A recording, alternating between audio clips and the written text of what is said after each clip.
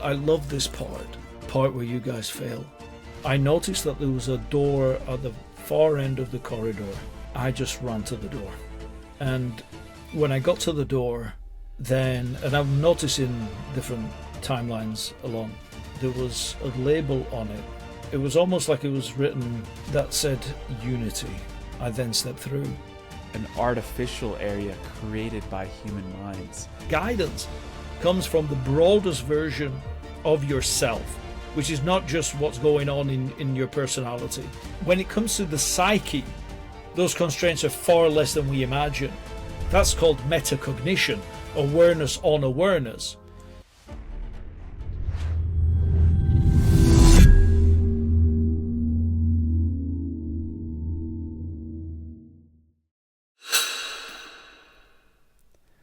Luigi Sciambarella, welcome on Just Tap In, brother. What are you most excited about right now globally and in your life? Well, that was a small question to start with. Easy. An easy one. What am I excited the most about? Well, several things. I mean, I'm kind of paying attention to what's going on with the Artemis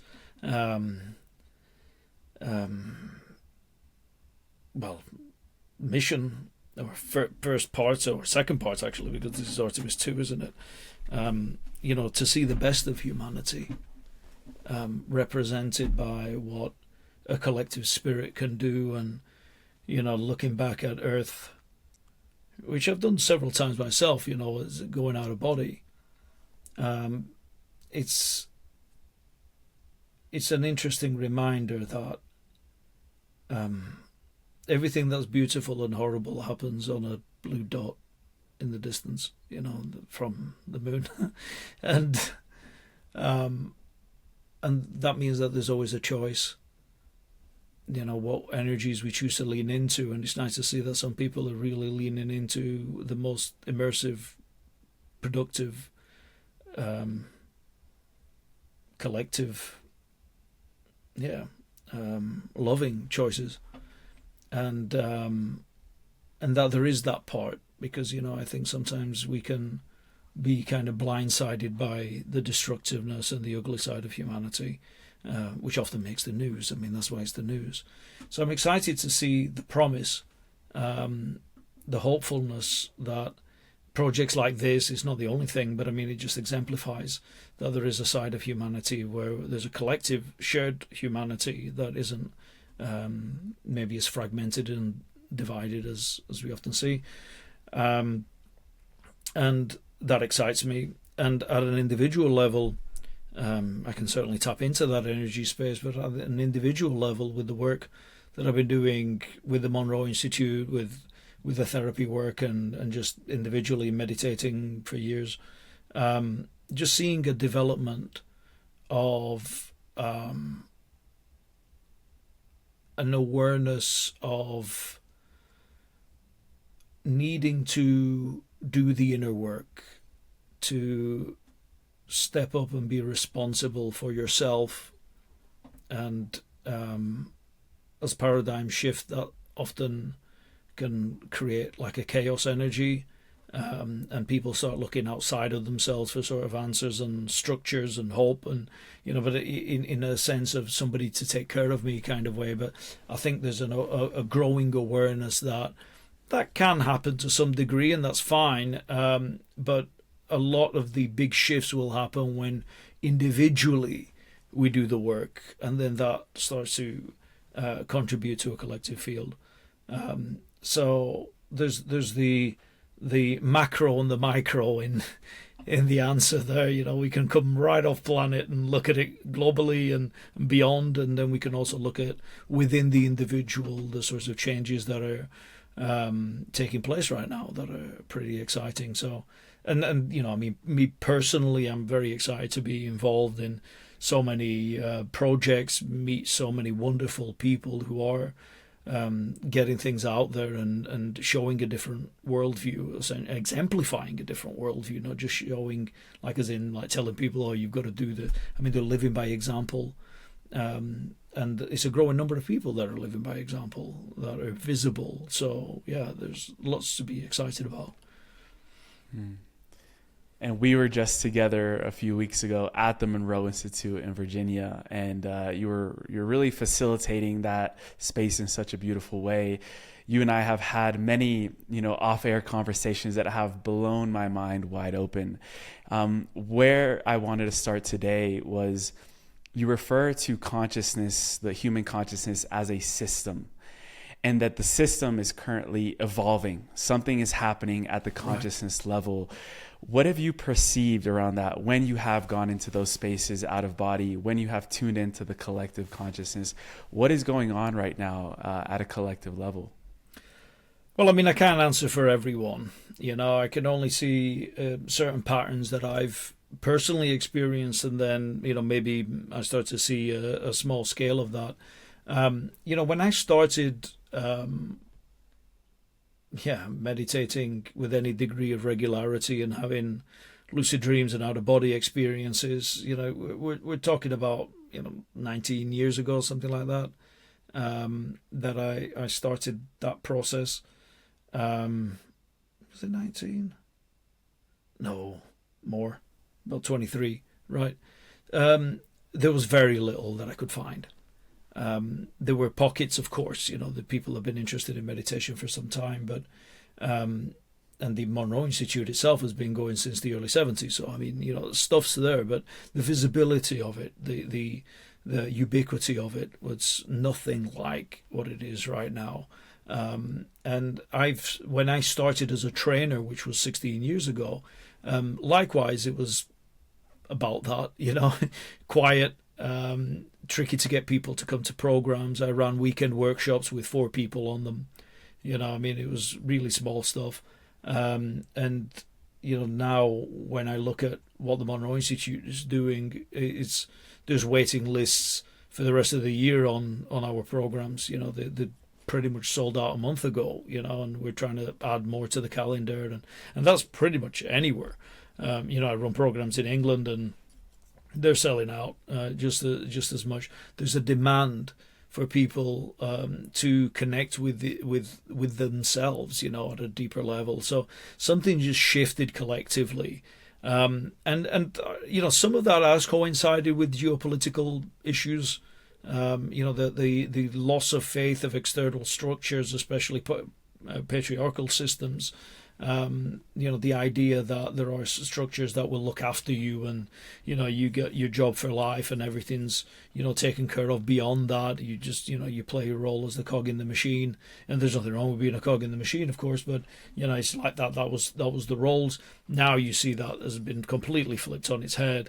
There's been a rise of people kind of making stuff up as they go along politically.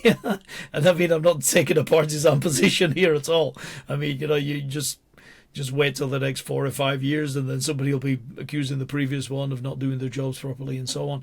So, the people's faith in the systems are collapsing. And that's also actually coincided with a loss in certain religious systems as well, and what it actually means to engage spiritually. It's not a passive act. It requires it, and it's not only. I mean, this is something that I actually see in the work of Paul Gilbert with the compassion focus work. But it's not just about trying to be kind. Sometimes it needs assertion, and to reduce suffering in the world, it needs action. Not just kindness. Kindness can be a vehicle for that action, but it's not the only thing. Sometimes being kind is not the most compassionate attitude, because that might not reduce suffering in others or in yourself. So this is something that people seem to be waking up to more and more. That know thyself is kind of a modern day mantra, if not explicitly stated. And so there's a real growing. I mean, obviously the social media and so on has helped that to shift quite dramatically as well, because there's groups on social media that didn't exist before, where people could find others with common interests and support each other. And there's the ugly side of that, and there's also the very beautiful side of it as well. And so, that is a massive shift in the collective. And there's also this kind of sense of some sort of urgency.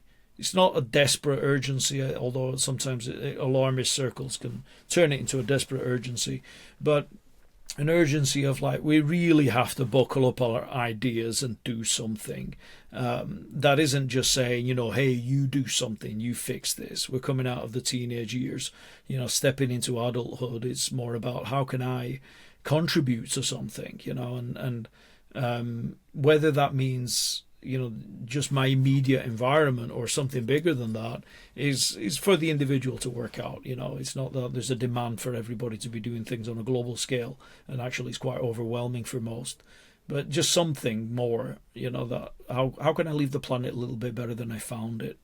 And that's really starting to come away from this very toxic idea of reality being, once you start to move away from religious ideas and move very tightly into reductionism and materialism, objectivism, that actually life is inherently meaningless. And so the only real meaning that we can make is whatever happens in the here and now, which sounds great, but it can very quickly be corrupted into, and therefore it's a smash and grab. Get everything while you can, while you're alive, and when you die, it doesn't really matter. So you might as well just get everything. And therefore there's this very isolationist mindset that has been very toxic to the individual, to societies in general. That's not to say that there's something inherently wrong with wanting to self-improve, but that has become self-improvement at the expense of others, the planet, the wider society, whatever, which is it's not even an evolutionary idea. It's not although it can be framed as fight or flight, it's actually a very modern, recent corruption. If humans thought like that, even when we were really having to pay attention to fight or flight, we wouldn't have lasted as a species. We would have died very, very quickly, actually. So fight or flight wasn't the mechanism that helped us to prevail alone. And I think this is, so the neuroscience understands this, actually. But the development of the self is starting to catch up to the idea that actually we also have a very strong social brain, and that evolved maybe, who can put a figure on it, but at least exemplified in structures that were around about 2 million years ago. So it's not just, we've all gone soft, because we started farming and whatever. No, if we were to follow the standard narrative, there would have been several mass extinctions, and humans at some point, or early hominids, got down to about 200 in a tribe at some point. If it was purely fight or flight at that point, we would have been wiped out. So the social brain really needed to be carved out at that time to say, if you don't connect with others in your tribe well, support them, and not just like, this is mine and close off from them, then we wouldn't have evolved as a species. We wouldn't have survived. And to take that and then say, oh no, that's a function of modern living, is to not understand the brain, is to not understand human development. So maybe people don't know that bit, but one of the things that we're finding is that we're having to move back into that bit to really come back into the social connection, cohesion. How do we support different systems without becoming homogenous? We can honor individual expression, but we have to think more collectively. And that is something that is emerging more and more. So sorry that that's a really long answer, but there's a lot going on. Yeah. Hello, beautiful family. Quick one today. I just wanted to take a moment to thank each and every one of you that have subscribed to this channel. Your subscription means more than you know. Even though it's free, what you're doing is you're empowering a whole channel to be able to do this every single day and continue showing up in the way that we can with all of our resources on hand. Thank you for contributing to the growth of this channel, for sharing it with the people that you love, for creating a conscious movement of individuals that are seeking the sovereignty and the divinity of their soul. This is why we're here. And if you haven't already and you're enjoying this content, I invite you now to look below on that little button that says subscribe and welcome you properly to this community. Thank you for being here. Thank you for being who you are and being pure love and radiating that with everyone that you see. Back to the episode.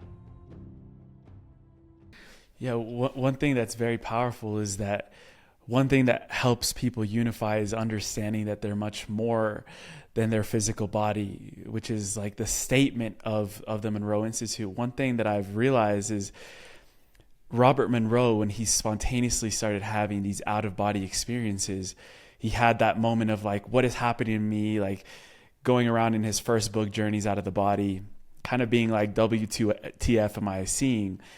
And then eventually he started mapping this realm of other layers of reality that you've also had the chance to explore. One of the things that Bob Monroe would say is like, if you don't believe me, go find out for yourself. Right. And you've been able to do that, and you've been able to explore these realities, these focus levels that you guys call it. And it's essentially a map. One thing I really wanted to do today is explore the vastness of that map, those realities that we can explore when we realize that we're inhabiting much more than just this, you guys call it the C1 layer of reality. So where would you begin to journey us into those other layers of reality that you've explored personally? If you want to tie in any personal stories as well, would be very, very powerful as well. Okay. Again, a massive one. So feel free to jump in at any point if it feels like I'm waffling. So you've used a few concepts though that maybe people at home might not know. Focus levels. This was a kind of neutral terminology that Bob Monroe came up with because he didn't want to use esoteric labels that might confuse people. These are different states of consciousness that are operating right now. And just like different radio channels and different radio stations, they're available in this room, your room right now, but you don't have a radio receiver, maybe you do, but that can pick up some of these channels. You know, your mind, your brain specifically, can be trained to tune into these different frequencies, to these different stations. And as it tunes into these different stations, then we would be doing what Bob Monroe referred to as phase shifting. We're shifting our awareness. We're directing. Well, we're not shifting.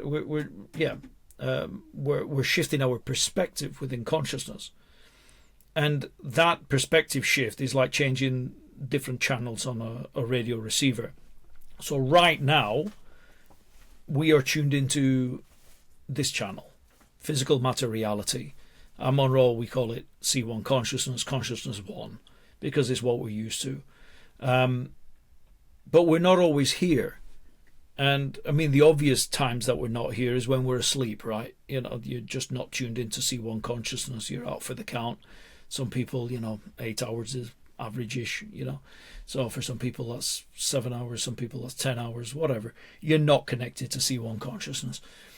Now, if you start to turn the dial slowly, you can start to create interference patterns where you're not as aware of physical reality, but you start to become aware of other states.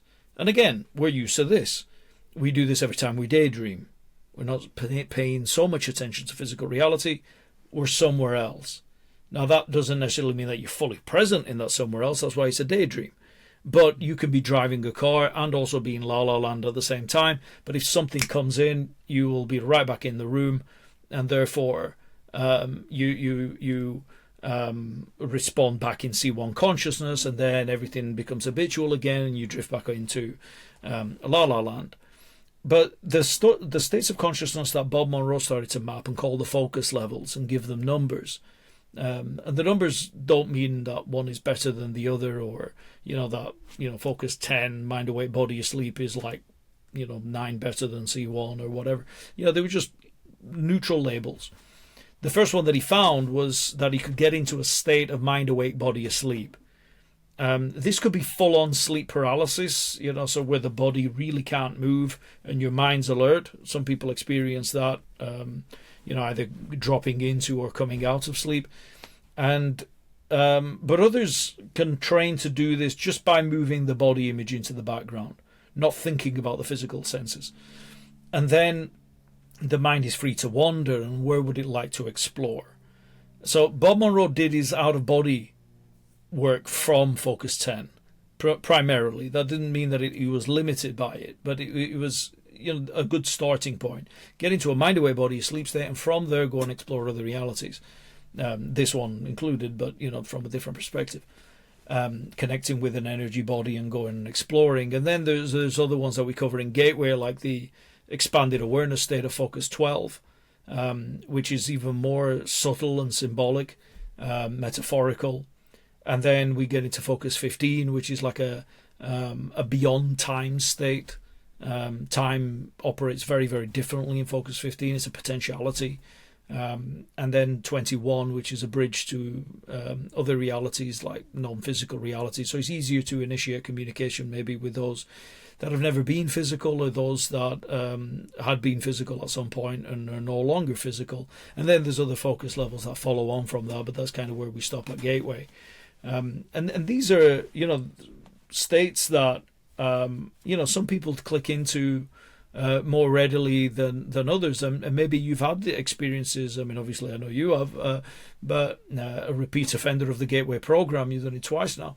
But, the others might have stumbled into some of these states accidentally or through some other meditative practices, and they just wouldn't use the same labels that we're using at the Monroe Institute, but they would recognize it in some other way, and that's perfectly fine. So there's a vast territory, but one of the key things, as you mentioned, was that Bob Monroe was keen to emphasize that he had his own experiences and they were valid for him, and he wrote his trip notes. And just like I have my own trip notes, and he was saying, don't go and find out what I found out. Go find out for yourself. That isn't, you don't have to believe me, go find out and then you'll believe me. It's your experience might be completely different.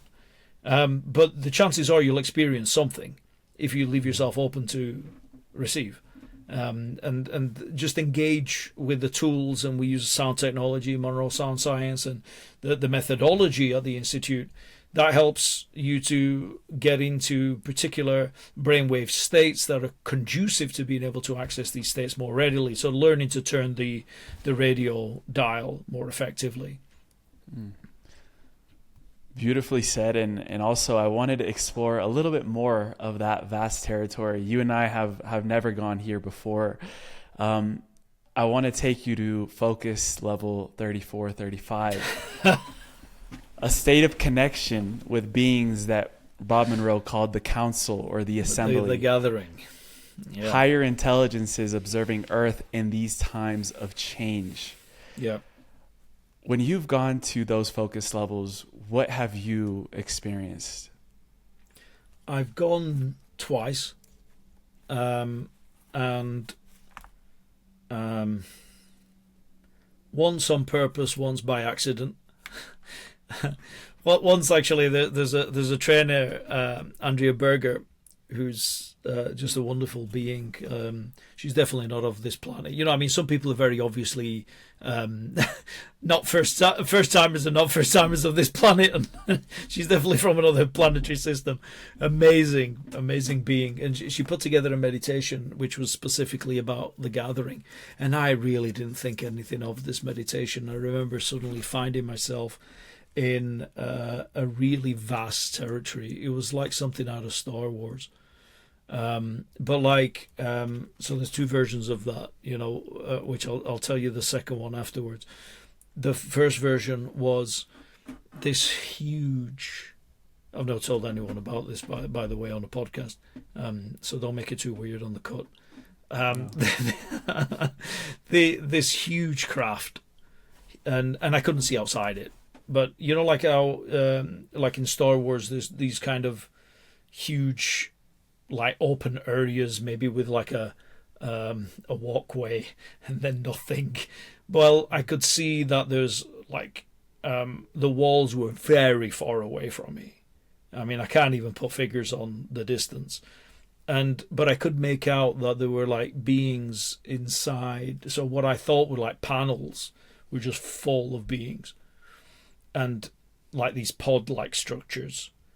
And then as I'm walking along this walkway towards this central area, and this wasn't like any grandiose type of thing, by the way. I noticed two energy beings that were super tall and white energy on either side of me, and they were just sort of like ushering me along. You know, it wasn't like, oh, you're finally here, or no, there was nothing major. It was just like, you know, just moving the tourist along. and I made my way to this central table where there were several beings around it. You know, I don't know the number, you know, but it wasn't a huge amount, maybe 10 or 12, something like that. And I just joined them, and it just seemed very, very natural for me to join them. And again, you know, they didn't make a big deal out of, oh, you finally made it. It just seemed very natural to join them. And something was being communicated, but I couldn't get it in words. It was like almost like a transmission. So I'm hoping that some part of me got what was needed in that moment. And then I could see that some of these pods were just launching out of this massive aperture that was in one side of this craft, whatever it was, and they were just going en masse, like. And you know, the sense that I got was that there was some sort of observation going on, but there was also an instigation of maybe some of these going into our planet. You know, so it was part of a kind of seeding process. So it's not just purely observation is what I came away with. It's not just a purely observational process, but rather one of you know, maybe steering in a gentle way. You know, and I could make all kinds of assumptions about what is trying to be cultivated, but I wasn't sure. And I came back from that experience. I mean, it lasted you know, maybe 5 minutes or something like that. You know, it wasn't a long experience, but I was just dumbfounded. You know, I had no words. The second experience was more deliberate. You know, so this was part of what we call the Exploration 27 program, and I found myself on this craft, and that was another Star Warsy type of scene, but more like the Cantina Band scene. You know, I mean, there were beings in there that looked really weird, and there was one guy. I say it's a guy. I mean, I don't know, who was next to me on this kind of observation deck, and we were looking at Earth, and I thought, where am I? You know, and nobody answered me. Like, it was just like. You know, it's not like all these guides waiting to give you wisdom. I mean, it was just like you know, beings just doing their own thing. And I thought, okay, I kind of feel like I am an outsider, but I kind of feel not unwelcome, but just like ignored here. So why am I here? What am I here to observe? And so I just went to view the Earth, and it was a beautiful sight. And I thought, is this what these guys do? They just sit here and just watch? I mean, it's like, you know, you're watching the show. You got all these like popcorn, and you know, like, what are the humans doing now? You know, I mean, I thought this seems a bit voyeuristic. It's like, what's this about? And the big dude next to me looked kind of ridiculous. I mean, he had this like almost like a tuxedo. But it was super tight on, like he was built like a wardrobe, and he had this ill-fitting. So that's how my consciousness was interpreting the garment, you know. And like there was like this button, but like it just was like it could just bust at any minute. But he was holding this like martini glass, and he had this slab head. Like, I couldn't really see, like, it was just no neck, like it was just a slab. And he was he just came to my side, and then he was looking out as well, and he said, "I love this part." And I said, "What part's that?" And he said, "Oh, the part where you guys fail." and I could just feel the blood rise. And I'm like, "Come again." and he said, "Oh, you've done it many, many times. You've done this many, many times, and it just looks like you're so close to the next step, and then you slip, and it's funny as hell. You just find this bit really hilarious." And I just felt like punching this guy, but then I thought, maybe not the best. But I argued something along the point, that's not going to happen this time. And he said, "We'll see." He was just really smug. But I thought, okay, we'll see. So coming back from that, I came back with a different sense of mission. One of, well, maybe we have been here many times. I mean, as I mentioned before to you, and we know this, like, there have been several mass extinctions on this planet, and who's to say there weren't more? And it wouldn't take much to obliterate a whole record.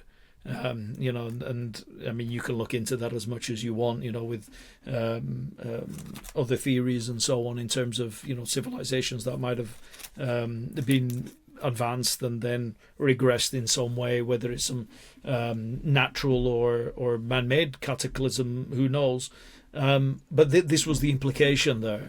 And I thought about that experience, and I thought, well, it could be part of my psyche kind of throwing down the gauntlet, or it could be something that's more independent. I do not know.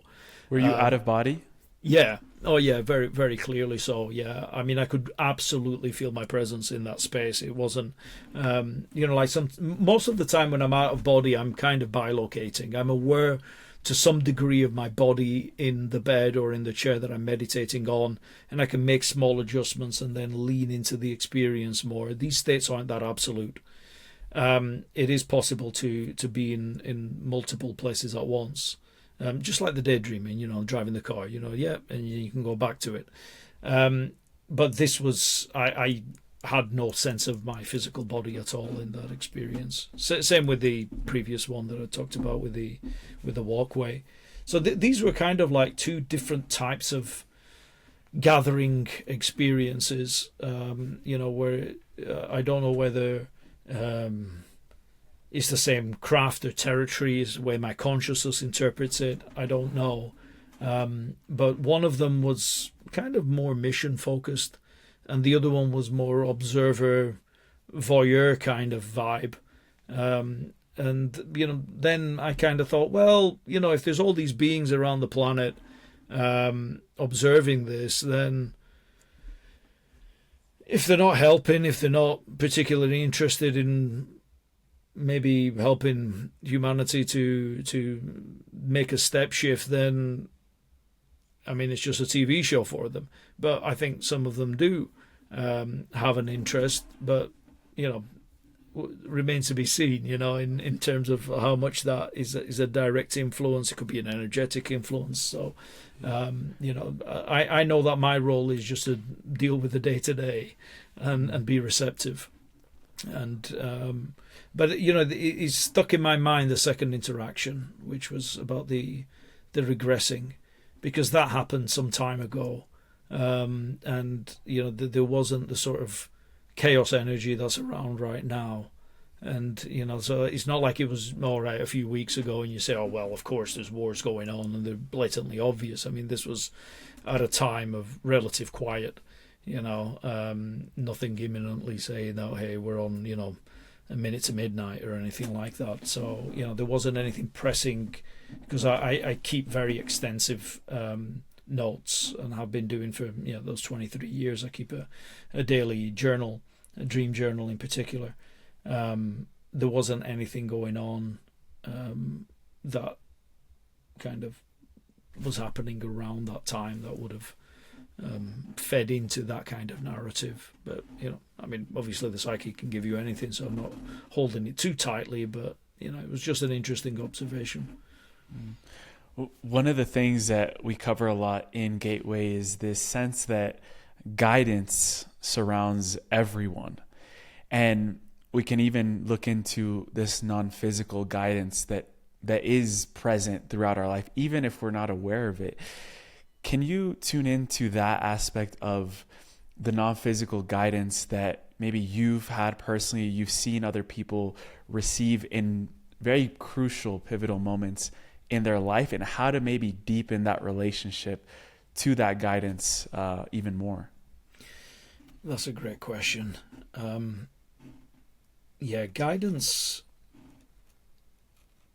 is constantly flowing in your direction. I tend to see it, like all things in Monroe speak, as a kind of frequency. We can tune into guidance or we tune out of it. It's not that that's going to be a double negative. I was going to say it's always there, right? And because it's always there, then what are we doing or not doing? That means that we are in connection with it or not. Often we are so wrapped up in story that we don't allow new information to flow in. That's a limitation of the left brain, because the left brain is the storyteller of the brain. It's a whole hemisphere dedicated to creating objects and categories, amongst many other useful things, of course. But when it creates objects and categories and object matches and does that kind of work, then it's constantly living in the past. So the left brain is really useful at creating maps. The only problem is that you can't live a map. And if you could, then it wouldn't be a useful map. So a map has to be a representation of reality. And that means that when it comes to guidance, if we've got a very strong idea in our heads about how things have to be, we have to ask ourselves, where's that coming from?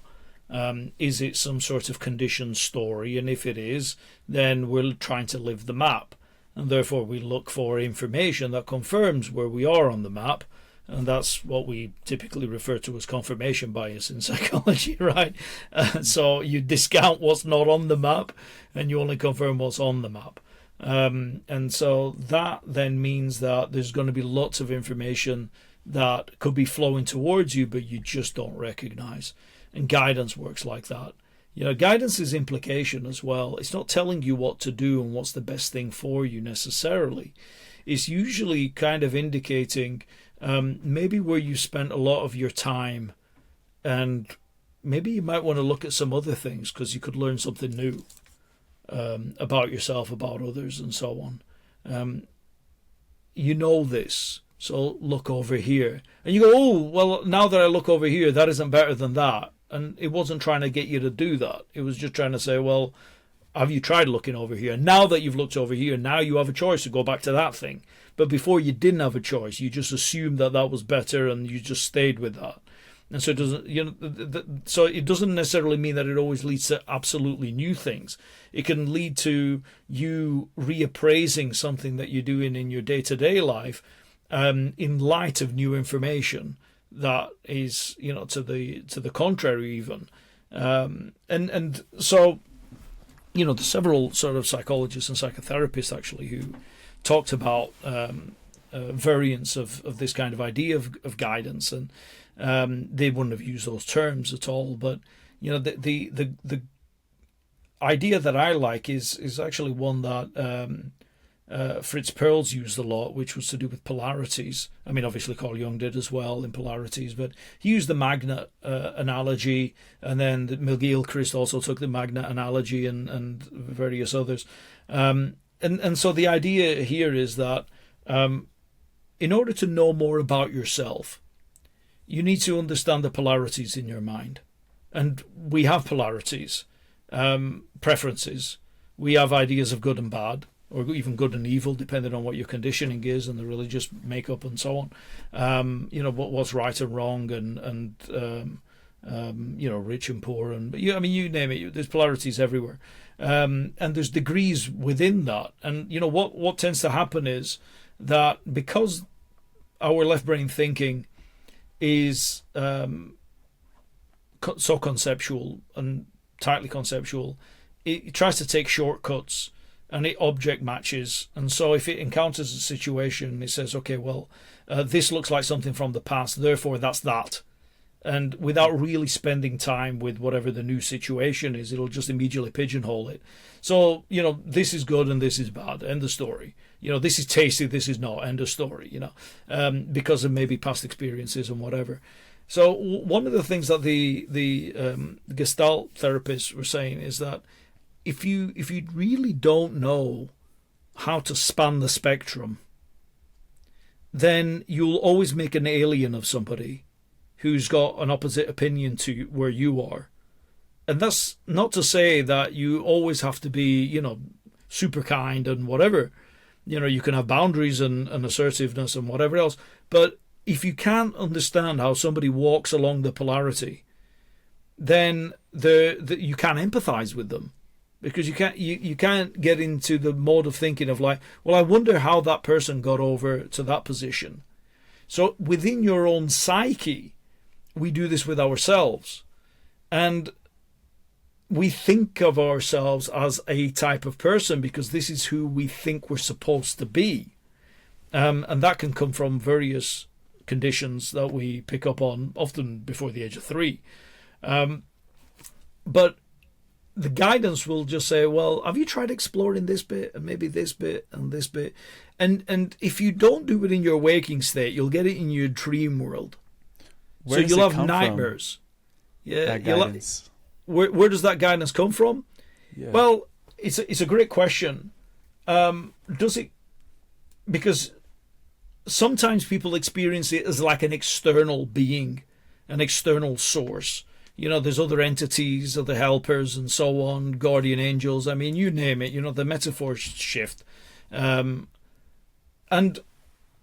parts of that kind of collective consciousness is maybe creating thought forms that do work like that.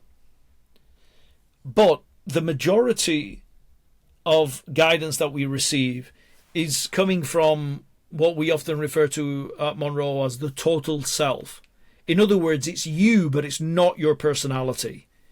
So it's not Emilio, it's not Luigi, but it's what you connect to, which is the greatest, the broadest version of yourself. So guidance comes from the broadest version of yourself, which is not just what's going on in your personality. And this then is nudging you to explore facets of yourself that maybe you haven't paid so much attention to before, to explore the other polarities. And then if you choose to be at the North Pole instead of at the South Pole, you're doing that because you prefer the North Pole and you just enjoy being there and there's other things that you learn, but not because you're just absolutely disregarding the South and you've never even experienced it and don't even think that it's within your ability to be able to navigate there. If you choose something, that's perfectly fine. You've got mastery over yourself. If you're doing something by default, that doesn't train mastery. So guidance is also, the total self is saying expand into being more of me, but also while keeping the foot on the ground in this reality, because your job in this reality is really important. You need to translate whatever's going on in the broader perspective into action in this reality, and that can be a thought, emotional, or physical action. It doesn't just have to be in physical action terms. And that part of you can't really do that without this version of you. So you have an important role. It isn't about just surrendering to guidance and saying, okay, show me where I need to go, and then you just do that blindly. I mean, how does that cultivate your free will? How does it cultivate choice? How does it cultivate development? It doesn't. It actually restricts you. It's just like, I can't make a choice unless I consult my guidance. And, well, they told me to do it. And some people do that, and it's very seductive to put your hands into somebody else. But how does that move us away from the same sorts of thinking that's brought us into the same sort of problems that we have these days.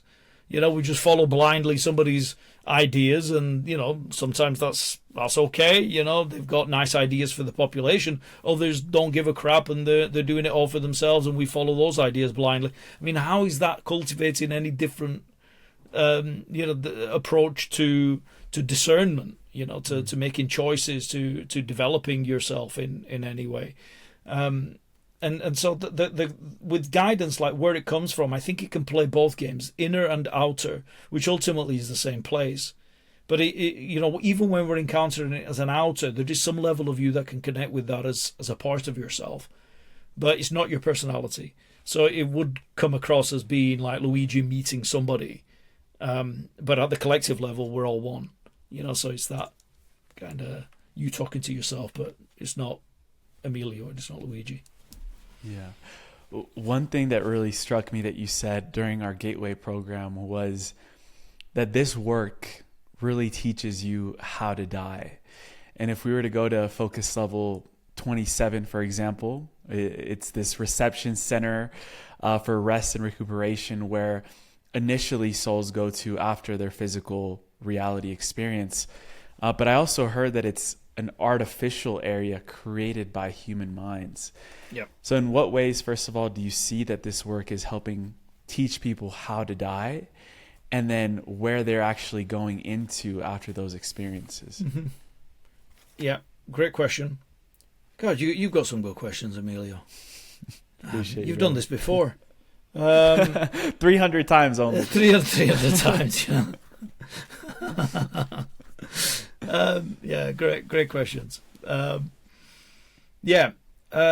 Okay, so a lot of minds coming together and creating an area where people can rest and plan and review and heal and learn is not a destination. It's just a rest area. So that's why Bob Monroe referred to the Focus 27 space as a way station. It's the park, but it's a not everyone experiences it as a park, but like as a rest area that has many functions to it.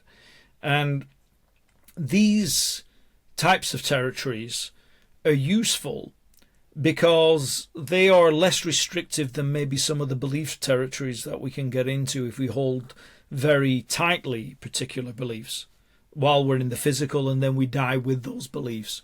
So if you have absolute conviction of what an afterlife is supposed to be like, the chances are that's what you'll meet when you are no longer in the physical. You can create thought forms like that. When they're no longer constrained and tethered by the physical senses, then they open up. So the idea of being able to go into these spaces deliberately while you're in a physical body, while you've got one, so you meditate and you go in repeatedly, you can notice where there might be some tendencies to be pulled into different territories before you get to something that's less restrictive. And then the goal wouldn't be that you would necessarily just stay in the park. You could help others maybe, but to move on from it, and you move on in a more deliberate, conscious way, which is often what people don't have when they die. And not to say they can't cultivate it afterwards, but it's usually not.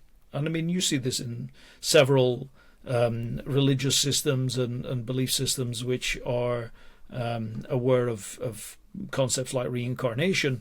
They talk about favorable rebirths and conscious dying, so that then you can make the choice, whether it's through the bardos and then coming back into form again in a particular configuration.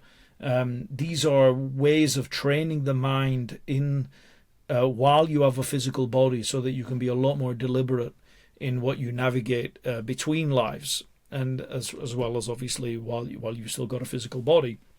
And so the other thing there with training to die consciously is that this is something that we tend to ignore because we tend to come at it from a fight or flight kind of position. So I'll just pretend that I'll never die, And you'll probably be aware of some people who are absolutely adamant that they won't, and they're doing everything possible as biohackers and so on to avoid death. And I wish them luck, being able to create longevity in some way, but and senescence, going against the aging process. But we're finite systems, and whatever happens, I mean, even if you can keep the organism going, you might still get hit by a bus and get killed, Death is something that we all live with, we all, there's something like 130,000, if I'm not mistaken, people that die every day, and there's more that come in, and that's why the population rises, but it's a lot of people that die every single day.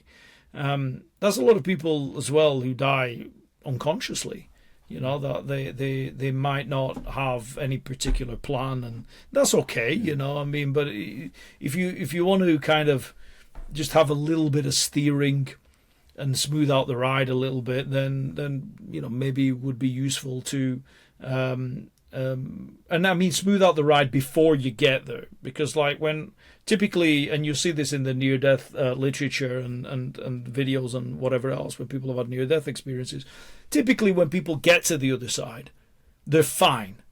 They're not stuck. They're fine. They usually meet loved ones, and then they go on their journeys. But it's more about like the dying process, that when you know that consciousness continues and you've got a bit of a plan, then even though you might be going through some suffering right now, you know that that is temporary, and that something else is waiting for you when you move.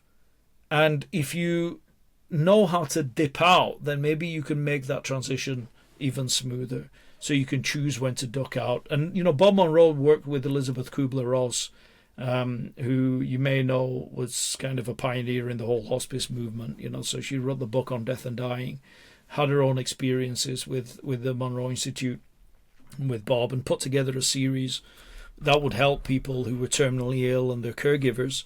And the idea there was that you could, if you found an opening where you could say, you know what, I can just slip out and not come back to the physical, then you could do it.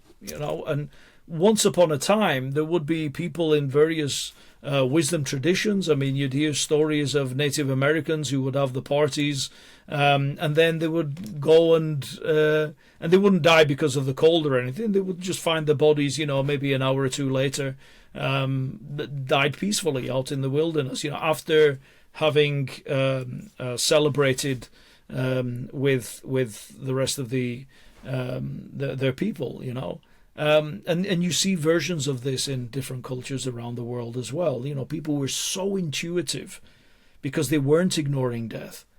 And death wasn't seen as a failure of life. It was seen as a process. And life was what happens. It is what happens. You can't end life.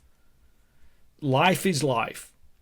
And then there's birth and death as cycles. Those are the opposites. Those are the polarities, right? And so that's where you break away from this idea that, oh my God, if I die, it's over. It's like, no, that just ends one segment. Then you shift again. It won't be you again though, but it'll be the consciousness exploring itself in different ways. That's essentially what the cycles are. So after death, do we then come back into this system? Because, going back to the first question about how the system itself, you were even mentioning to me where the system could now see itself in that way. It's becoming more aware. And so for the souls that are exiting at this time, coming back into the system, what is the larger purpose to that reentrance? Yeah, it's a great question. I mean, with all these answers, I don't really know because I'm still here.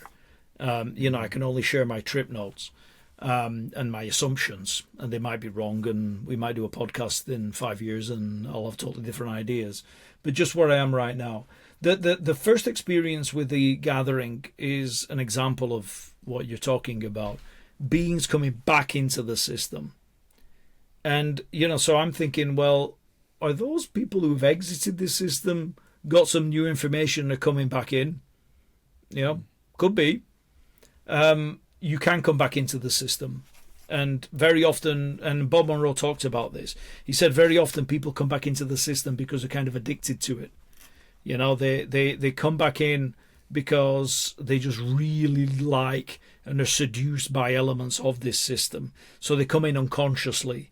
Oh, I've got to try that next time. Oh, I've got to try that. Or this was unfinished and I'll come back in. And so there's these cycles. And that feeds more into the karmic kind of re-entry. You spent a lot of energy in this configuration, so now the energy needs to balance itself out, and that balancing process is the karmic tendency. It's not punitive. It's just saying you've spent a lot of time here, now you need to spend some more time here just to balance it out. And it's kind of mechanical. Nobody's judging that. And so then, as you spending so much time over here in one lifetime, there might be a tendency, I'd like to try that next time. It isn't as conscious as that, though. It's just that there's a force that wants to explore something, so the configuration keeps looping. And then, eventually there might just be this kind of softening and rippling in the middle. And it's like, okay, now, maybe I'm a little bit bored of the system and I can come out. But there would need to be a raising of self-awareness in that.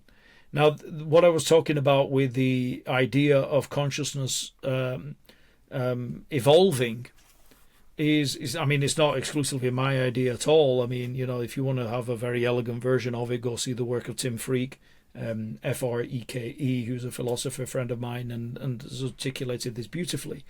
But the idea is that, and this isn't Tim's idea, so I don't dare butcher his, is that we've got to a point as a species where we can become aware of being aware. And you don't always see this in animals.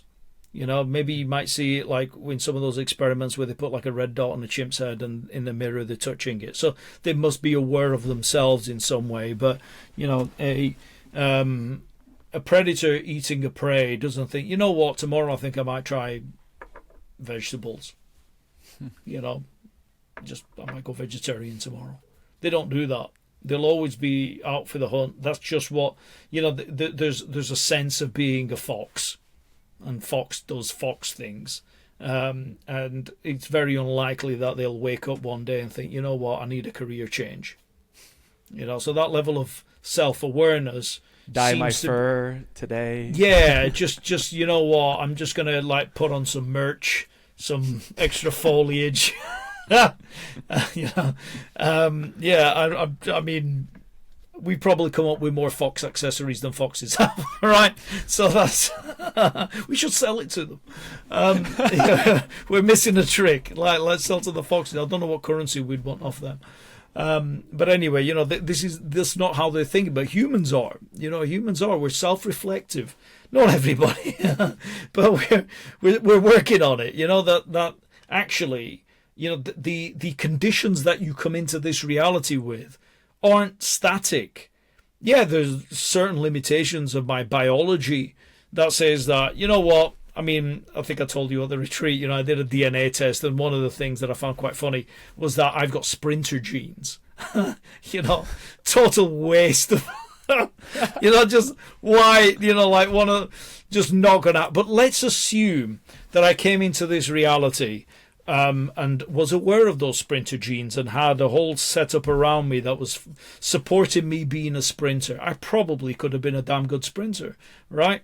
Would I have been as effective and as successful as someone like Usain Bolt? Highly unlikely. There's just some things about, his height and leg span and whatever, which would mean that regardless of the muscle twitch fibers and how quickly they could fire off and the energy bursts and so on that could come from that, I just wouldn't be able to keep pace with the guy, no matter how much I train. So biology does constrain. However, there's when it comes to the psyche, Those constraints are far less than we imagine. You don't have to be like super intelligent to be aware that you're thinking right now. Or, you guys at home, that you're aware that you're listening. So I'm saying these words and you're listening to them, but you can also be aware that you're listening to the words that I'm saying. That's called metacognition, awareness on awareness. So then you can say, okay, well, if I apply that regularly to myself, I'm aware that I'm having thoughts. Now, how often do we do that? Well, probably not very often. Some systems, especially in the East, they treat thoughts as another sense. So it's like, just as you have the 5 physical senses, I mean, we've got more than 5, but, because we have the sense of, where our body is in space and so on. But the 5 physical senses plus the sense of thought. So you're not your thoughts, you're the thinker of your thoughts, and your goal is not to stop your thoughts. It's more about not being so reactive to your thoughts. You can't stop your thoughts any more than you can stop your ears or your eyes. They just process information. They're just doing their thing. So you don't have to follow what your eyes are doing, in that I can't stop my eyes from seeing, but maybe I can stop myself from, when I'm looking at something. Well, first of all, I can direct my gaze somewhere else. So that's one way of actually stopping what I'm seeing. But I can say, I don't believe everything I'm seeing right now because I'm looking at a visual illusion. Now, I can't undo the illusion, but I can be aware that I'm aware that it's an illusion. So you can pull back layers each time. And so if we did that more, and we are doing it more, then we can start to apply that to other systems of our existence, like what we do and what it means to be human. What does it mean to be successful? It means that I need to make a load of money and screw everybody else over in the process. That's a narrow configuration that some people have. A lot of people don't have that, granted. But what if there was more than that, and what if you only find that out maybe late in life, like super late in life, and you go, ooh, you know what I'm going to do? Next time I come in, now that I'm conscious of this, I'm going to exit consciously, and then I'm going to come back in with a specific plan of helping myself and others around me to become more aware of themselves so that we hit the ground running. And this is something that I'm seeing, which is, something that I'm super optimistic about, coming back to your first question, because there are kids who are coming into this reality who are connected to these states in ways that, my generation wasn't. Maybe they were, and maybe they wasn't cultivated. So that's also the thing. But the fact is that it is being cultivated a lot more than it was. And so you do have people, even like yourself, this was great to see at the retreat. There's people like yourself, there's a whole younger generation who are open to discussing consciousness.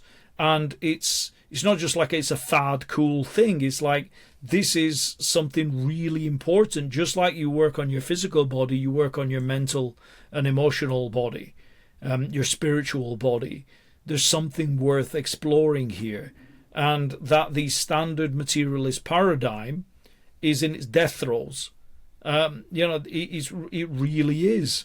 And so that means that we have to be able to support the emerging paradigm, and that's usually not done by the people from within the existing paradigm, or the high priests of the existing paradigm. So it does need a new generation to come through. It doesn't always need the one funeral at a time. I think I'm a little bit more optimistic than that, but it does need something that's more of a momentum, and that's what I'm seeing.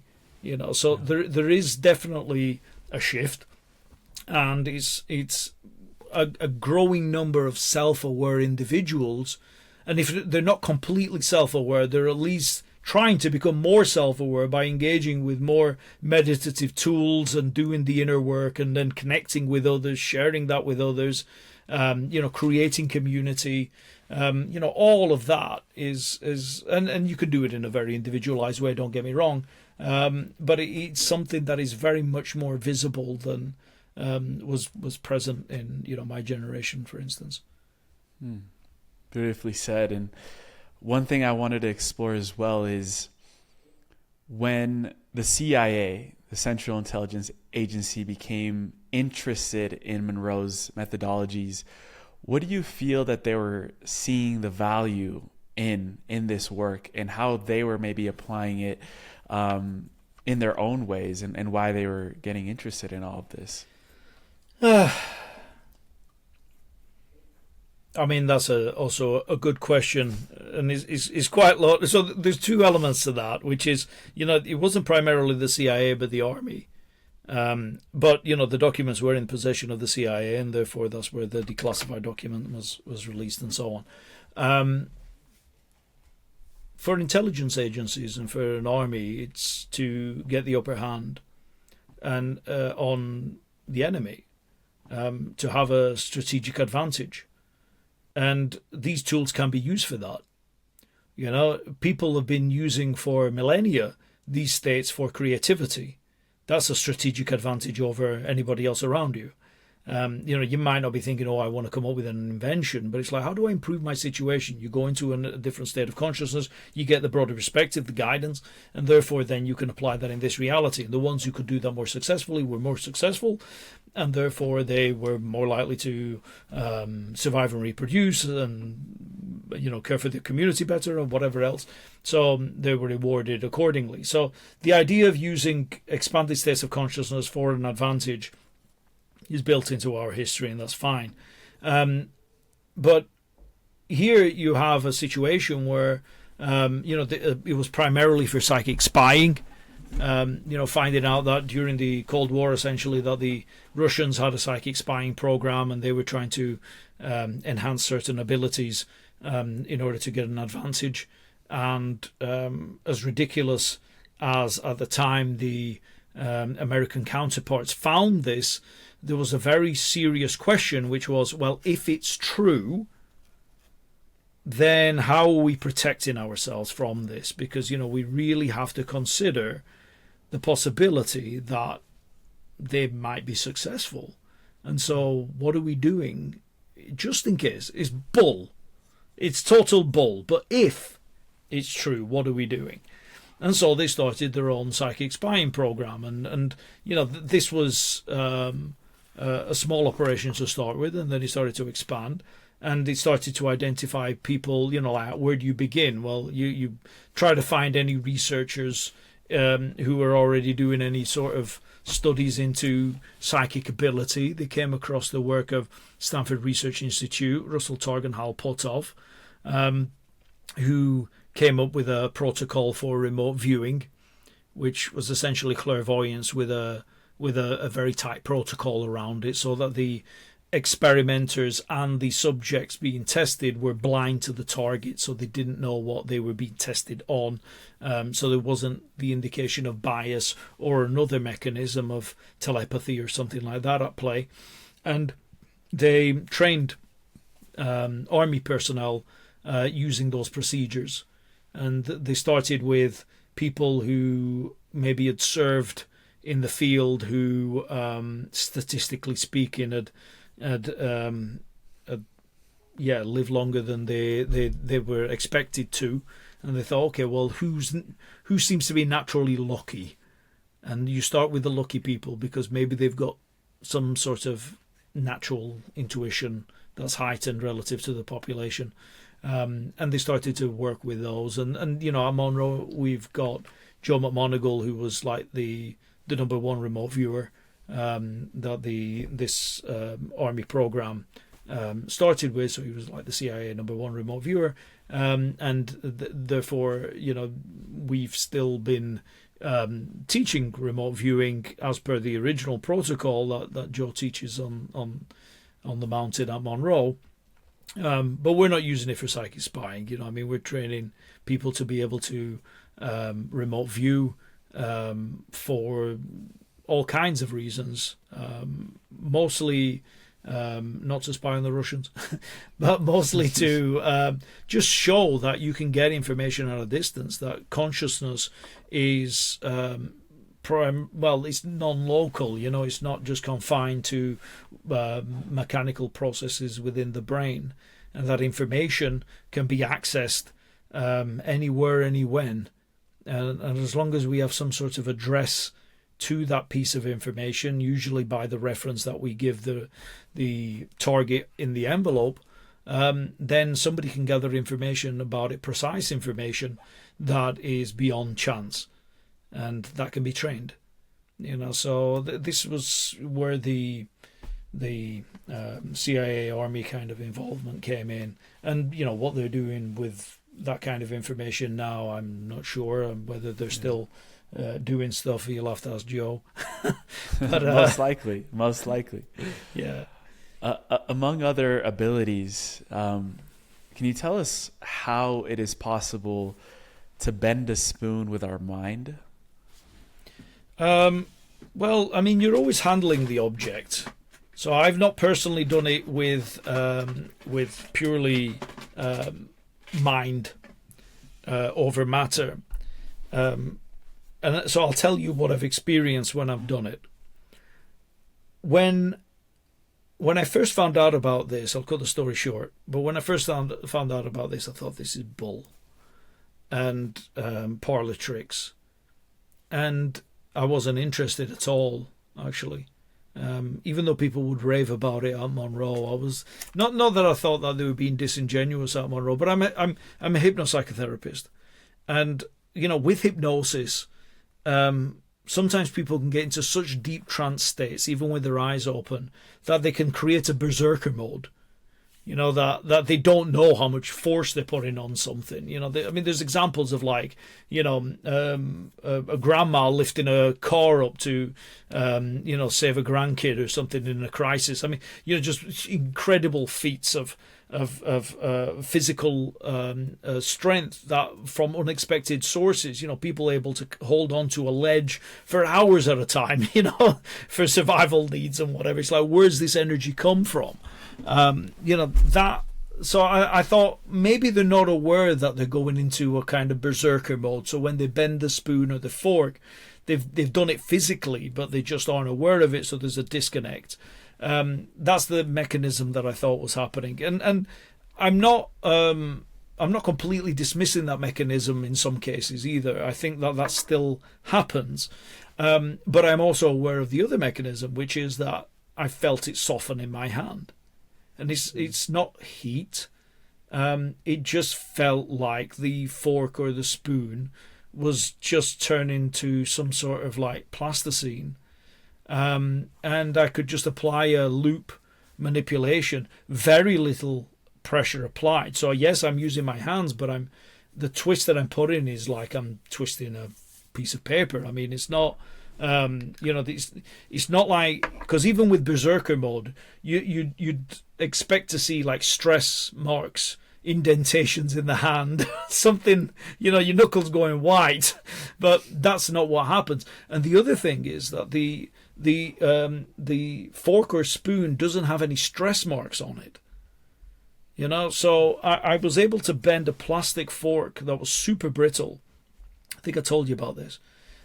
When I bent that fork, I had another one that shattered to pieces when I applied just minimal pressure. So I said to myself, if this plastic fork bends, the one that didn't shatter to pieces, then I know something interesting is going on.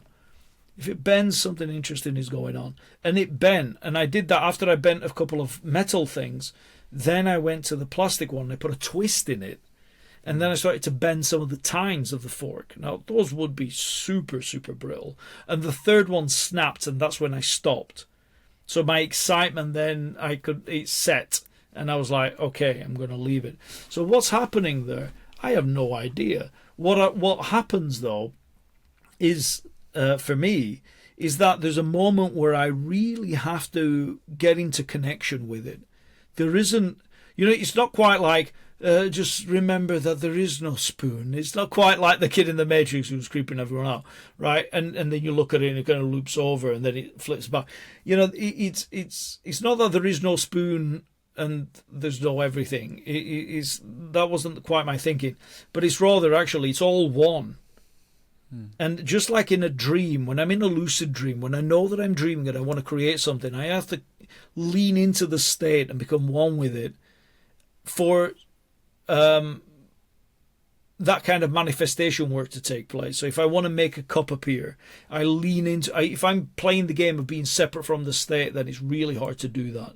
You know, I can't conjure things up. I have to kind of trick myself by saying, oh, it's behind me, and I turn around and there it is. You know, it's reveal type stuff. But this was like, no, just merge with the state, make it appear. And it was that kind of vibe. You know, I could feel it happening in a mental space before it was softening in my hands. And then it would set, you know, like there'd be a moment where like my conscious mind realizes what's going on, and it's like, whoa, hold on. And then nothing else is happening, you know. And I could do several manipulations of the same item.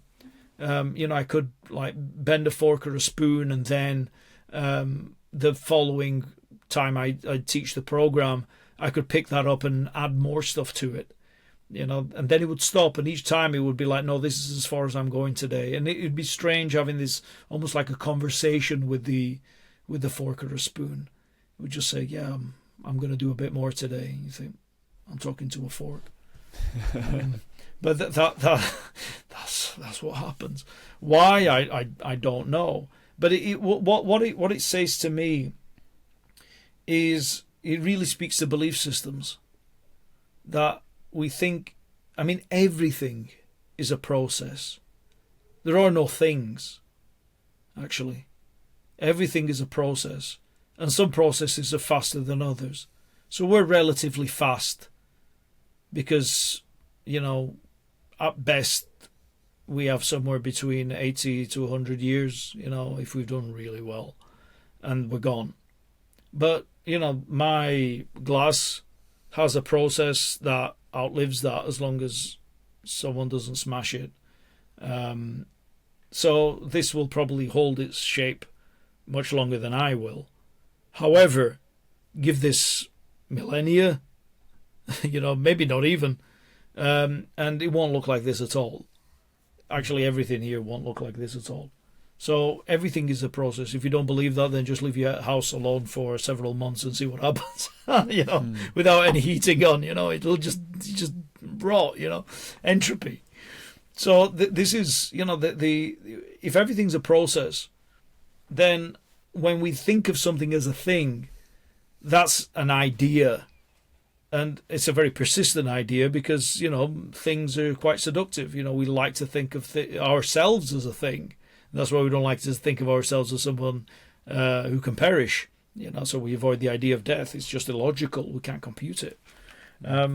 So this is the same thing with the fork. I kind of think if I can get in the process of the mechanics, I mean, I can think of it like that, of, you know, how do I maybe move along some of that process? You know, I can get into the flow with it and accelerate parts of it, but not others. You know, and I'm not thinking like this. It's just like I'm trying to dance with it a little bit, not seeing it as this static object, but rather as a process of becoming just like I am. Then there's a relationship there. And it's not obviously like a relationship that we would have, but it's a different sort of tuning into rather than thinking that everything's a thing and separate. And, you know, I mean, when you look at literally from the mechanical sense of physical reality, you know, we're stardust. I mean, that's literally where our material comes from. And this same material, the carbon in our bodies, is the same carbon that you'll find in anything else, you know, as an object. I mean, it's just reconfigured in such a way that, you know, and life breathed into it, then it's you know. And so why not a fork or a spoon? And it's not going to be conscious like us, of course not, because the configuration isn't there. But elements of that could become parts of somebody one day, you know. So you know, just getting rid of this idea that things are so absolute. And if something seems so solid as a fork or a spoon, and you can bend it, then what else have you been telling yourself about yourself, life, others that seem really solid but actually aren't so? That maybe you could bend and soften if you allowed that to happen. And maybe it's even easier than bending a fork or a spoon in order to change those belief systems. So it's a bigger thing than just bending the fork or spoon. Yeah. This actually brings me into focus level 42. This is the space that is suitable for exploration of one's total self. And in the book, the last one of the series, The Ultimate Journey, Robert Monroe describes reaching a state where he perceives himself not only as a personality, but as a cluster of these vast souls, where, you know, all his incarnations, past and future, were all existing simultaneously. I know you've touched on that in your own experiences and explorations. What does it feel like to know that you are multiple, that you are larger than you've ever known? And actually, how does this apply to how we're expanding our own perception of this reality and who we truly are? It's beyond words. The vastness of the self is really, I mean, Bob Monroe used the term the I-there cluster, because there's a sense of yourself here, the I here is me as my personality and you as yours and so on. And then there's a greater part of yourself that's, all of your lives, parallel, past, future, variance. It's not like, oh, here's Luigi has all these configurations. It's not like that. It's because people that you know right now could be part of your I-there cluster, and then there's the sea of I-there clusters. So think of it quite like the analogy is often like galaxies and galaxy clusters, and then you can super clusters and so on. So it's all connected, it's all one. And everything, remembering that everything's a process, and every one is the oneness exploring itself from a different perspective. And some of these perspectives are more intimately, closely related than others. So, my hand, then obviously this cluster here with the fingers and the palm makes up my hand. So that's more intimately related than the toes and, the bridge and ankle and whatever of the sole of my foot, but it's still part of the same body. So you can get to know this, quite well, just paying attention to the ones who come in and out of your life very closely, that resonate with you very, very closely. And this is a powerful lesson. I've met a very small handful of people that I knew immediately were part of my I-there, and they leave a very strong impact on you. You just know there'll be some people that you have an immediate resonance with, and there's no logical reason as to why. And it's not just like a physical attraction or anything like that. Sometimes that can happen with partners and so on. But it's often more than that. In Italian, we talk about simpatia, the sympathies, the resonance, essentially, that one can have. And trovo simpatico is the Italian expression. I find you sympathetic. There's this kind of, which is kind of used as like cute, but it isn't that. It's there's just the resonance here. And I described that friend of mine who died a couple of years ago. I mean, he was instantly recognized. We did in 4 years the work of a lifetime. So it's that kind of awareness. My wife, we've been together 25 years now. We got together when we were 17. That just instant. And I mean, I wouldn't say we've never had an argument. We probably had more when Leo came along. In the last 4 years, it's like, shh, you're making noise. Let him sleep. I was just clearing my throat. Stop breathing. That kind of thing. You've got this to come. if you pursue that path. But yeah, I will. It's amazing. Those quiet, whispered arguments are just quite something. But it's like there's just a resonance. We just know how we think, and we kind of dance around. These either clusters are really, as I said, I mean, it's really hard to put into words what it means, because what it means for me is that I really can't get this wrong. I'm exploring reality from a perspective that will never be this perspective again. Nobody else is doing it. Nobody else will ever do it. It's just me as Luigi exploring reality from this perspective. And I can get assistance in doing that. That's what calling on guidance is, and tapping into maybe elements of the either that can help me to get a broader perspective. I can tap into the more of the total self. But there really is no way of getting it wrong. And the only one who can judge whether I've done it right or wrong would be myself. And so the question is, well, with that level of freedom, because it's not an external judgment system, an evaluation system even, then what is the greatest expression of myself that I can possibly achieve? That, and for me, that the way that I like to think is, I prefer to pick things, make choices, and not everybody has to be aligned with this, and that's totally cool, that help me to express my greatest potential while also raising other people's ability to express potential.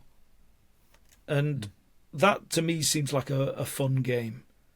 How can I cultivate my free will while not in restricting somebody else's free will, and if anything, actually facilitating somebody else's free will. And that's what makes me love the work that I do at the Monroe Institute. I think I have one of the most amazing jobs on the planet, because when I see who comes in at the beginning of the week, and then what opens up through that week in a Gateway program or any other program really, but I especially see it in Gateway because that's where the newbies come in, typically. So you see the biggest transformations in Gateway, but that people might come in with a particular agenda for themselves, and maybe they do or do not meet that, but they come away with something much greater. The social connection, the group energy is also a palpable kind of shift that people recognize and value. There's something really beautiful that emerges when we're all emerging together, and I've had these experiences, as I said, for many years now, and it's over half my life, even though I mean, maybe I don't, I've had a hard time, but I'm 42, so it's over. It's over half of my life that I've been doing this work, 23 years ish, something like that. Yeah, maybe 24. And that it started as a very lonely path, and interesting, but like, where do you take this? And when I see that there's others that are growing, and I can be part of that with them, it's not, I don't think there's anything more rewarding. So, where you can tap into the 42 level of the either cluster. But I also wonder, like, how can we facilitate the clusters that are here in C1 consciousness? Because those are the people that are immediately around you. Well, they're going to be configured with you in some way. So if you were a guide, play the game. If you were a guide right now, how would you facilitate the growth potential expression of the people around you in some way? And maybe you'd start a podcast, Emilio. maybe you go around looking all cool and saying, hey, consciousness exploration sexy, that's but you know what I mean. It's like, play the guide here, and that's a an interesting part. So that's what I like to hopefully facilitate. But yeah, it comes from that idea of like, wow, assistance is happening at all levels of being, and I can be that to somebody else here as well. And I think that that's a valuable path. Powerful, powerful. One of the last things I wanted to explore today with you is that when your experiences took off, you know, you had many out-of-body experiences, lucid dreams. You said you've been keeping a detailed journey ever since. Are you able to take us into some of those journalings sessions of yours where perhaps, you know, you were shown in these experiences where humanity is headed, you know, how humanity is evolving, maybe a very visceral experience in your out-of-body states that actually confirmed, you know, there's hope for us where we're going? There was one that actually wasn't that long ago, probably about 3 years now, that you know, it's still hard to talk about it actually, because of the energy that comes when I lean into that space. And I had this experience actually. You know Jade Shaw, she's a trainer for out-of-body, yeah. And does things with Mind Valley and so on. We're going to be teaching an out-of-body workshop in June, but you know, I've known Jade for quite a while, and she'd invited me to speak to her group, and I decided to have an out-of-body experience the night before because I thought it'll be good priming. Right? Let's go find out. You know, let's see what's out there, and you know, just to see what I'd like to share with the group. And I had this experience, and I really struggled to get it out to the group because it moved me so much. I wanted to find kind of what you were asking, you know, where's humanity going? And I ended up going out of body, but I found myself in space. And this, I was really far from this system. You know, I just felt like I was just, you know, following warp speed somewhere. And but then I found myself inside a room. It was actually a corridor, and like in a hotel, and you know, like a red, deep kind of velvety floor, and yeah, like a scarlet, and there were doors, and the doors related to different points in my life. So I peeped my head in, and I could see events in my past, like childhood. And, you know, I looked at some of the events, and I thought, okay, there was maybe some difficult occasions there. So I went in and I gave my younger self some healing. And then I'd come out of that room and think, you know, I feel a little bit replenished, but also kind of exhausted. Like, that was worthwhile work, but that was heavy going as well. And I thought, God, I have to do this with the whole freaking corridor. You know, this is where my Southern Italian genes were going. You know, why don't I speed this along a little bit? You know, some more fafa. You know, full Neapolitan mode. Give me a little fafa. And and then I got this real clear idea that there was a faster way, and I didn't have to do this work. And I thought, is this kind of like a bypassing process? And it was like, no, it isn't. You know, sometimes we can spend so much time trying to dig into the past and repairing it that we forget what's right in front of us. So I noticed that there was a door at the far end of the corridor, and I just ran to the door. And when I got to the door, then, and I'm noticing different timelines along, but I wasn't drawn to any. And when I got to the door, there was a label on it. It was almost like it was written, just like handwritten, that said unity. And I then stepped through. And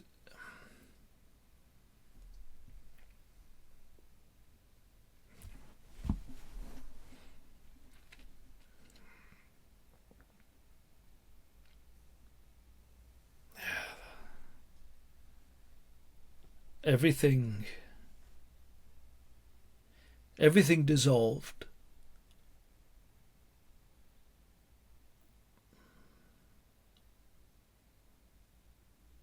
But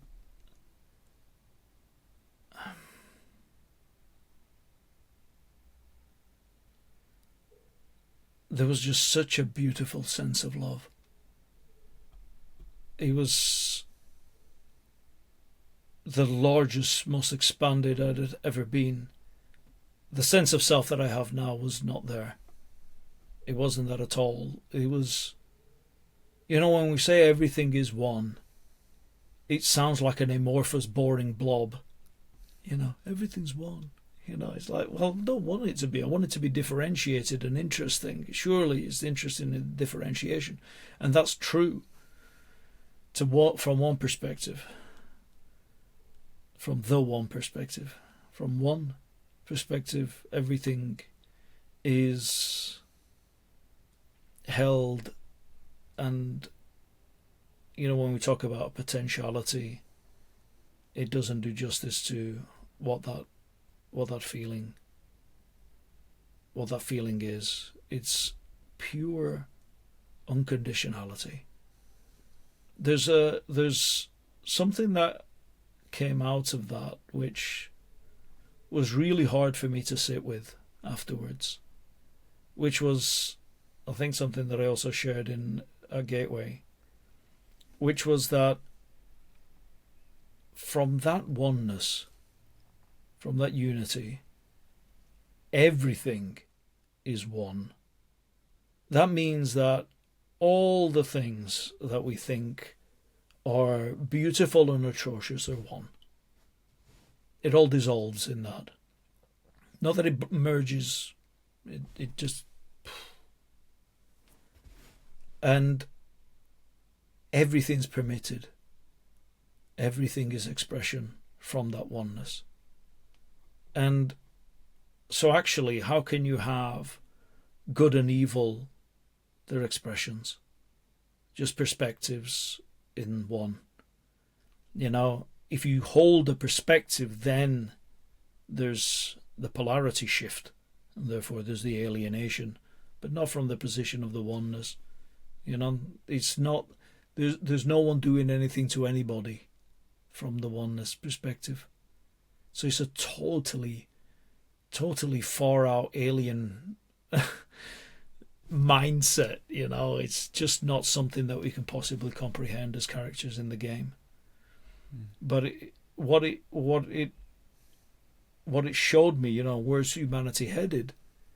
It shows me that we've got the potentiality to really tap into that. And if you can do that consciously, it does come back to what I was just saying a moment ago, that if everything's permitted, then isn't it just a bit more fun, a bit more interesting, if you make those choices that cultivate more expression, more possibilities in the game? It's not that you'll be punished. You can't be punished for doing horrendous stuff. That'll annoy most religions. But, you can't. There's just no, that's not what happens. Unless you believe that very, very strongly, and then you'll end up in a belief system territory that plays that for a while, but that's all there is. But from the absolute perspective, from the oneness, that's not it at all. It's pure unconditionality. Unconditionality. So if you think of the worst thing you've ever done and the worst thing that the worst person or whatever, it's like they're held too, and they'll dissolve into that oneness at some point as well, and the game carries on. And the best thing, the most emergent things, that also is part of the oneness. And why it's like that, I can't even begin to tell you. But what I do know is that it's there. And, it's not that you even have to go very far to find it. I know that my experience was being far out into space, but I think that was a metaphor to tell me, get it really far away from your current way of understanding, and then explore this. And you think you have to work through in a linear fashion because this is how you do things as a therapist and whatever else. No, at the core, there's this complete safeness, this complete love. And it's nothing like we have in this reality. But I just wonder, is there any way of bridging some of that in this reality? What would this world be like if we did come from that energy space and just held it a bit more? Everything's permitted, but why would you choose the least emergent options? Now we do that because we think we're separate. But knowing that you're connected to everybody, why would you choose the least emergent options and not try to facilitate growth in the system? So that was, really, really quite an exceptional experience for me. And I still, that I can get into that energy space, just thinking about it. But if I lean into it too much, I can't speak. So it's just there, because it's not separate. I don't have to go anywhere. It's literally this. It's right here. It's right here. And what we have as the individual sense of self and what we think is this 3D world and all that kind of stuff is a perspective within that. So that's what pinches us off, a perspective, which is fine. But we can kind of lean into the base, which is right here, and we can tap into it a little bit more. But as I said, you might struggle to function. So it's okay to be pinched off from time to time. Yeah. Wow. Thank you for going there with us, brother, and taking us into that space. I'm sure that opened a lot of minds and hearts. And we've been exploring so much. I feel like this is just the first of many continuous rounds of conversation, even though we've already had so many. I full-heartedly support what you're doing and what the Monroe Institute is doing in general. I wanted to ask you two final questions before that. But before we get into that, where would you send people to connect with you, with your work, and everything that's going on in the Monroe there's universe? so much going on and so many moving parts that I would say the first place to connect is the Monroe Institute itself, the website, so monroeinstitute.org. That will tell you everything that we're doing.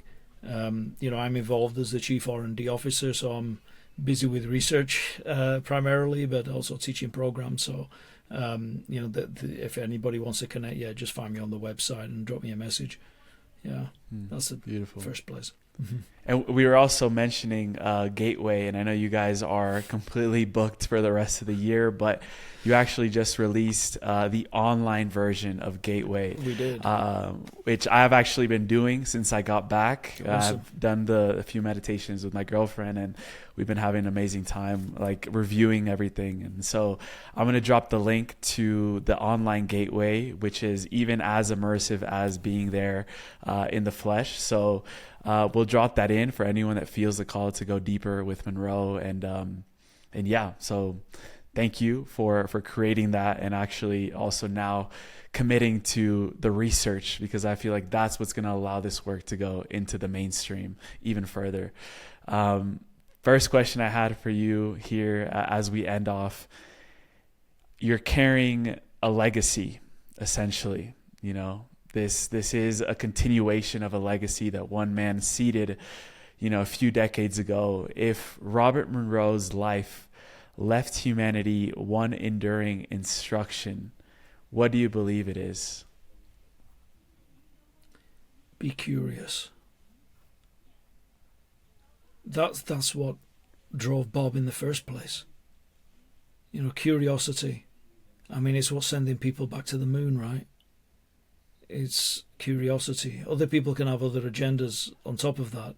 That's perfectly fine, but it's really something that distinguishes us, as a species. It's one of our most amazing qualities.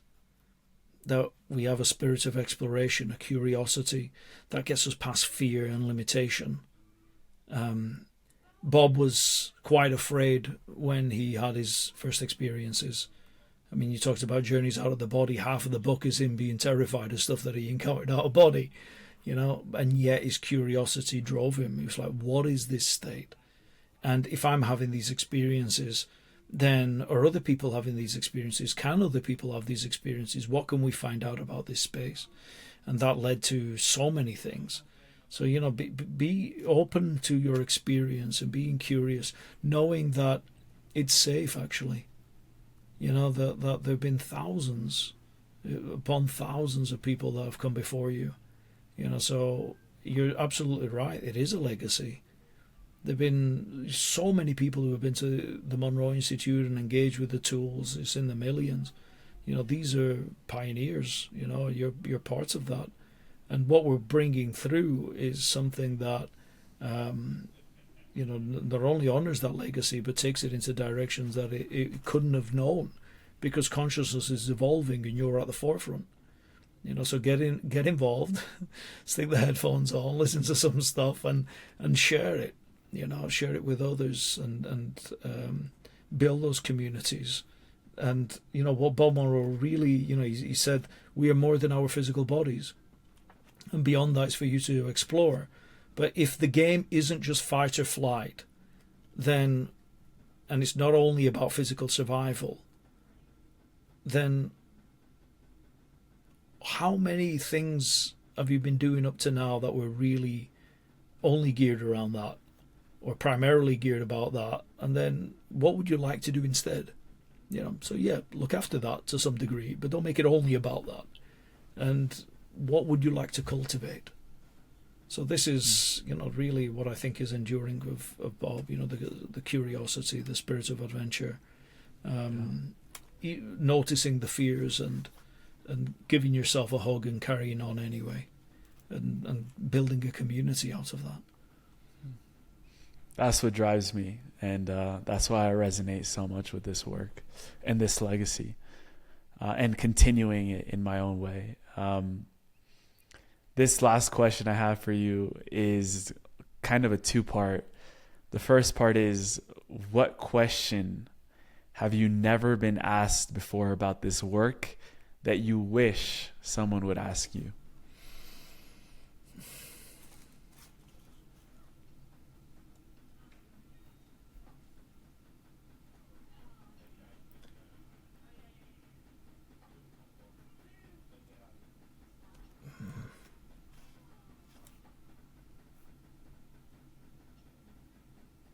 God, that's a good question. Maybe that one. That is a good question.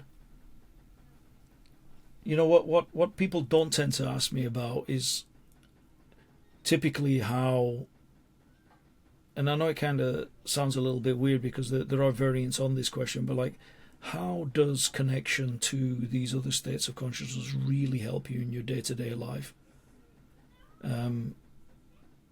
And more than just like, problem solving and, I get a bit more guidance and so on, I mean, that's all fine. That's true. But I typically find that, for me, it isn't about trying to have out-of-body experiences. It was originally, like when I first found out about it, I thought it was really cool. And then I explored that a lot, and I explored lucid dreaming a lot. And I do more lucid dreaming actually than out of body, because it works specifically with my personal psyche, so I can explore my own blind spots as I go about my day-to-day and maybe unfinished business and so on. So I find it as a psychotherapeutic kind of psychotherapeutic tool. But going out of body is it's a means to an end rather than the end itself. So I don't make the out of body the target. I use that to say, show me a different perspective on my physical life that could help to enrich it in some way. where am I taking myself just a little bit too seriously? Give me the broader view, because that's what it is. It's a broader view. And then, where is it that I'm maybe getting too stressed out? And I mean, it was one of the things that, like at Gateway, which is why I find it so beautiful actually training the programs as well, because Alan was the other trainer, right? And she's the chief exec at Monroe, and often when we're talking to each other, it's super businessy, because that's what we're dealing with, And then when we can connect like we do with the participants, and there's just it's like, yeah, this is why we do it. This is it. The rest of it is mechanics. This connection is what it's about. How can I tap into the outer body to connect better with myself and others? How can I use that state and the connection, the explorations of that state, to move out of a fight-or-flight habit, and reinforce maybe the more of the social elements, that I don't maybe go into a critical voice as much and apply that critical voice on others, even if it's not directly to them, but in my head directed towards others and whatever else, how can I bring a bit more kindness into the world? Because compassion is what I'm aiming for, but kindness is a good vehicle for that. These are the life qualities that I think this type of work can enhance. And with lucid dreaming, one of the things that I've been working on more and more is to dissolve into that oneness, into that unity. And then as I come back online again as a separate sense of self, as Luigi, what is it that I can leave behind that maybe doesn't serve me as well? And what is it that I can cultivate that maybe I can enhance more as I come back into being? So these are really things on the calibration of dissolving the self and re-emerging as a separate self that can be trained with these states. And I hear very few people talking about that actually in these circles. They just, I don't know why, but like, am I the only one digging in that?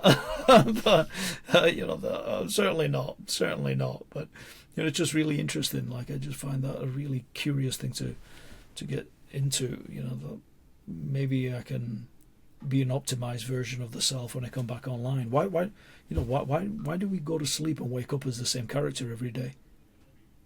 That's what interests me. Could I just tweak a few things that maybe could help me to just enjoy life a bit more? And the other thing that people don't typically ask is, how much joy can you get out of this?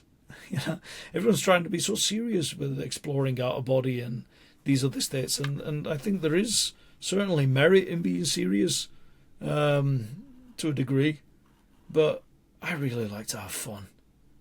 I think life's far too short to just be super serious about this and be so be so rigid in the application of techniques and mindset, and you got to do this, and every day it's like, do you? I don't. If we're not here for some joy, considering all the suffering that does happen by default anyway, people die around you, all that kind of stuff, so illness can creep in, whatever it is, the suffering is going to happen, and learning is going to happen through suffering. So why not, as much as we can, also learn through joy and cultivate that? So I'm interested in, what is the greatest joyful expression of my being that I can cultivate and help others to do that as well. So you see in Gateway, we have a great laugh, right? It isn't a serious program, at least not on my watch. Yeah. I mean, Luigi, you are one of the funniest people I know, and also one of the deepest explorers of consciousness that I know as well. And having that combination is rare. And I wanted to honor you for the dedication, devotion that you have to this exploration, and also keeping the childlike nature alive. Brother, it's such an honor. I know we're going to continue these conversations, and I can't wait to do it again, brother. Yeah, without doubt. I love you, and I love everything that you're doing, and huge love to everybody who's listening to this. But yeah, thank you for bringing me on. Love you too, brother. Thank you.